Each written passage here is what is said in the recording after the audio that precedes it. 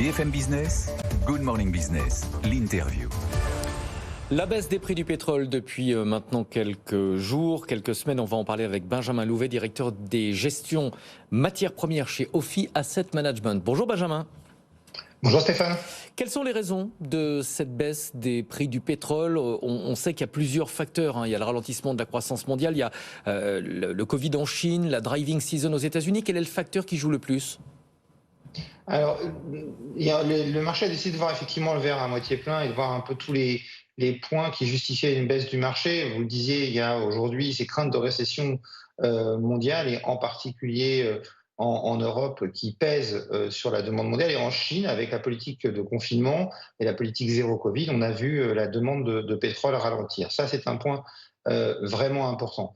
Il y a eu d'autres éléments et notamment la libération de stocks stratégiques par les Américains pour essayer d'apaiser un peu le marché. Et tout récemment, on a eu une bonne nouvelle aussi, c'est que les négociations avec l'Iran avancent.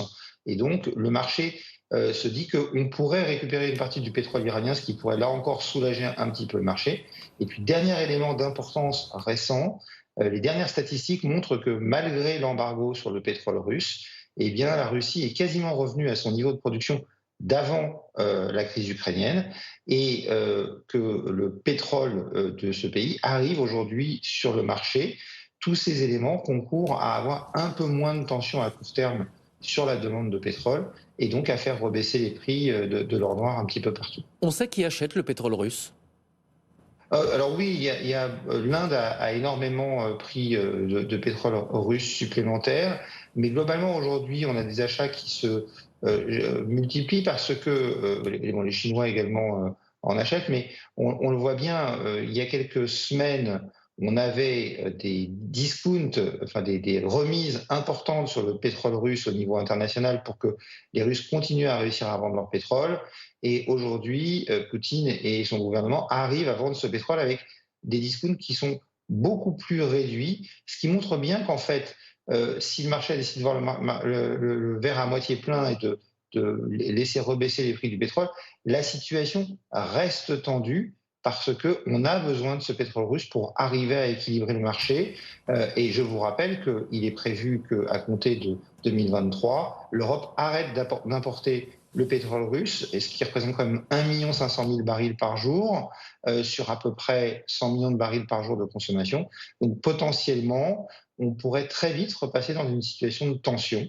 Et il faut se méfier de cette fausse impression de confort qu'on a aujourd'hui sur le marché du pétrole. Est-ce que le marché s'inquiète de la visite en Arabie Saoudite du président chinois Xi Jinping ? On imagine qu'il a des objectifs très précis, notamment en matière d'approvisionnement en matières premières et en pétrole en particulier. Oui, les Chinois ont eu cette politique depuis plusieurs années d'assurer leur approvisionnements en matières premières. Ils l'ont fait beaucoup sur les métaux en signant des partenariats avec un certain nombre de pays en Afrique et en Amérique du Sud. Et effectivement, les Chinois ont compris depuis bien plus longtemps que les Européens l'importance de sécuriser leurs approvisionnements en matières premières. Donc effectivement, il est très possible que Xi Jinping aille en Arabie Saoudite pour essayer de mettre en place un certain nombre de partenariats. La Chine est un marché énorme, de façon à pouvoir sécuriser ses approvisionnements en pétrole, parce que au-delà des problématiques de court terme qu'on évoque, Stéphane, il y a une problématique de long terme qui va devenir de plus en plus récurrente, c'est que le pétrole est un marché un peu particulier. Si vous ne faites rien, tous les ans, la production d'un puits de pétrole diminue d'à peu près 4 à 5%. C'est ce qu'on appelle la déplétion naturelle. Et compte tenu des contraintes environnementales, de la nécessité de faire la transition énergétique pour prendre en compte le changement climatique, eh bien, les 6 dernières années, les investissements dans le secteur pétrolier ont été insuffisants pour compenser cette baisse de production. Donc, on a une consommation qui ne cesse d'augmenter. On devrait atteindre un nouveau record cette année. Et de l'autre côté, une production qui va être de plus en plus contrainte. Donc, la sécurisation de ces approvisionnements va être extrêmement importante dans les années à venir. Et les Chinois sont sans doute en train de s'en préoccuper pour éviter de se retrouver à court d'or noir dans les années qui viennent. Quelles sont les perspectives d'évolution des cours à court moyen terme ? Beaucoup de spécialistes nous disent qu'on se dirige, sauf évidemment crise majeure ou nouveau choc géopolitique, vers une stabilisation. Alors, j'aimerais partager cet optimisme. Je suis un tout petit peu plus inquiet parce qu'on est quand même dans une situation relativement compliquée. Il y a plusieurs phénomènes. Le premier, c'est la parité euro-dollar qui nous pénalise énormément, nous, en Europe, parce que le dollar s'est renforcé. Nous achetons notre pétrole en dollars et donc forcément, ça a un impact sur la facture que nous allons payer. On le voit bien, hein, aujourd'hui, le prix du pétrole est moins élevé que le prix du pétrole en 2011 et pourtant nous payons plus cher notre pétrole à la pompe. Ensuite, on est encore dans la saison des ouragans sur le bassin atlantique. Vous savez, dans cette période-là, le climat fait qu'un certain nombre de phénomènes météo, de dépressions tropicales se créent sur l'Atlantique et finissent parfois leur course au milieu du golfe du Mexique et contraignent la production américaine à fermer. Si on avait un gros ouragan qui devait se diriger vers les plateformes pétrolières, ça pourrait à nouveau inquiéter le marché. Et puis, on va, je le disais, devoir se passer d'une partie du pétrole russe à compter de début 2023, ce qui va être également un problème majeur. Et on a ce problème d'investissement long terme qui va peser de plus en plus lourd parce qu'on n'arrive toujours pas à contraindre notre demande, alors que de l'autre côté, je le disais, la production est contrainte. Donc je ne serais pas du tout étonné pour ma part qu'on ait peut-être une stabilisation, mais pas sur les niveaux actuels, plutôt sur des niveaux, on va dire, 10 à 15 dollars au-dessus, c'est-à-dire sur des niveaux proches des 100 dollars, toutes choses égales par ailleurs, sauf à ce qu'on ait un ralentissement économique majeur, ce qui n'est à souhaiter pour personne. Comment est-ce que vous voyez le risque de pénurie, de crise énergétique pour l'hiver prochain en Europe? Je pense évidemment au marché du gaz. Vous parliez de demande contrainte. L'objectif, c'est de réduire notre consommation de 15% et en Allemagne, on parle de 20%.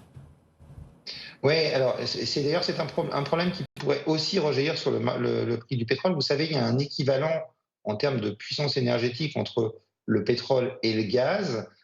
Aujourd'hui, le prix du gaz est 4 à 5 fois plus élevé que le prix du pétrole. Et donc, on commence aussi à avoir un certain nombre d'acteurs qui réfléchissent à switcher le pétrole contre le gaz dans leur processus industriel quand ils le peuvent, de façon à réduire un peu la facture. Donc, ça va être un point important. L'hiver va être très compliqué. Espérons simplement qu'on ait un hiver qui ne soit pas trop dur, parce que même avec les réductions dont on parle, il y aura sans doute des contraintes cet hiver.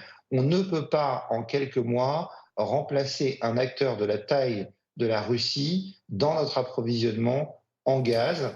Et donc, il faut espérer que la météo soit plutôt clémente cet hiver pour limiter les impacts.